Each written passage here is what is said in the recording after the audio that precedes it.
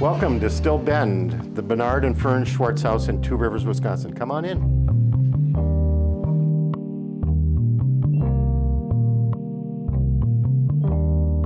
So in the foyer, one of the things you'll notice is the ceiling is low here. But as we move past the balcony, just look how the whole space opens up. Well, the house was finished back in 1940 and was considered to be Wright's vision for how the average American family could live.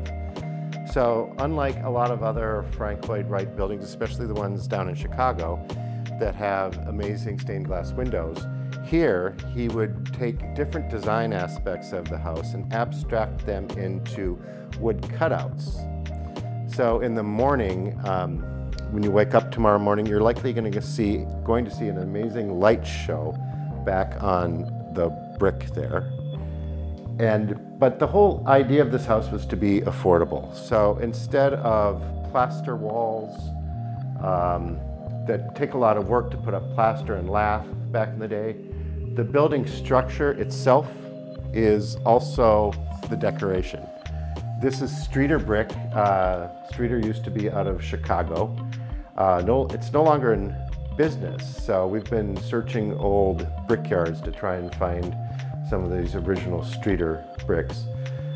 It's 63 feet from this back wall all the way back up to the entryway. Some of the things that are very interesting about this house is a lot of built-in furniture. We have the built-in banquette here, which is great. In fact, there's storage underneath. People often say Frank Lloyd Wright houses don't have a lot of storage. Well, we're not even utilizing much of it right now. There's plenty of storage in this house.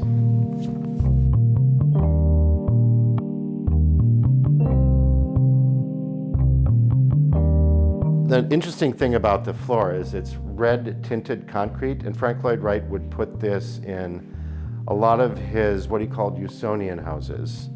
But if you look at how the house is constructed, it's based on geometry. All of these piers that you see throughout the house are centered right on that 7-foot module. And again, there's not a door as you go into the dining room. Up here in the ceiling, we have the same design that's in the clear story windows up in the ceiling lights here. The kitchen, again, is 2 stories high, so you walk into it and it feels like a much larger kitchen than you typically expect in a Frank Lloyd Wright designed house or in a house of this era. Yet when you walk in here, you have natural light from the skylight up there. Let's go to the master bedroom. And then the primary bedroom is right down these 2 steps. Watch your step. And for a Frank Lloyd Wright house, this bedroom is quite large. Typically his bedrooms were much smaller. He considered, as when we go upstairs you'll see, he said bedrooms are for sleeping. Put your construction money into the space you're living in. And we're gonna go upstairs. One of the things I love is how these steps kind of begin to spill out as they reach the bottom, which is very typical in a lot of Frank Lloyd Wright, especially exterior spaces. This bedroom at the top of the stairs was designated the maid's room. Although these houses were designed for the middle class and the Schwartzes never had a maid. But one of the interesting things in this room is that the bed frame is an original bed frame, which has the same designs as the table that you see downstairs. And then the other thing, all 3 bedrooms have their own balconies. And then we'll head down this hall, which has theater lighting, which was unusual for that period of time.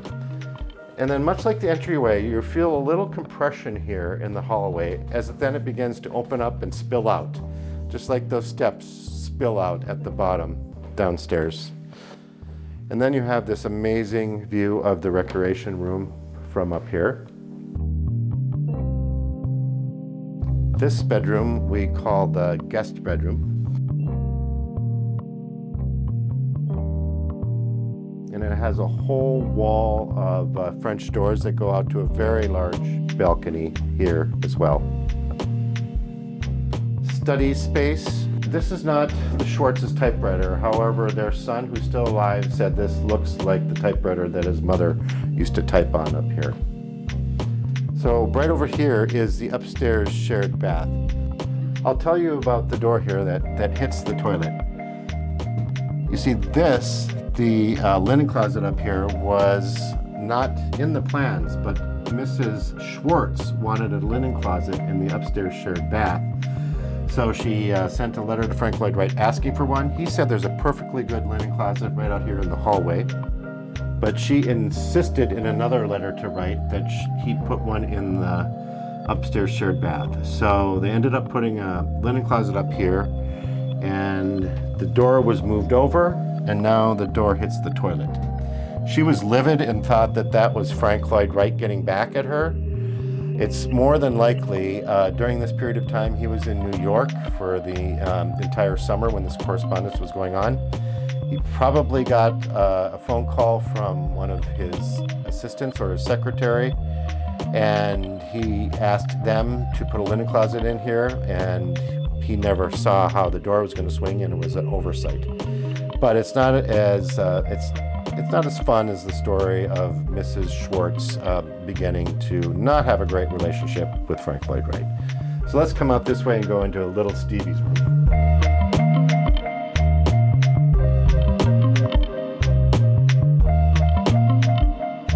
The Schwartz's young son Steve was 1 year old when they moved into the house, but he grew up in this bedroom. He lives in town, and sometimes when he is over here for an event or whatnot, he loves to come up and check out his old room. The thing about this bedroom, like the other two, is it has a balcony, and this one kind of wraps around a little bit. And then you get a great view down over the balcony into the sunken court area where you can see that other outdoor fireplace as well as large outdoor seating area.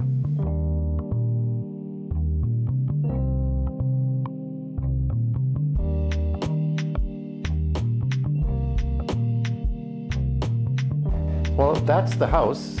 I just wanted to let you know that we do rent the house out to people like you who are interested in Frank Lloyd Wright or architecture. And we do tours all spring and summer and fall, 2 or 3 times a week. To find that tour schedule, you can go to stillbend.com, or if you want to learn about renting, you'll find that as well at stillbend.com.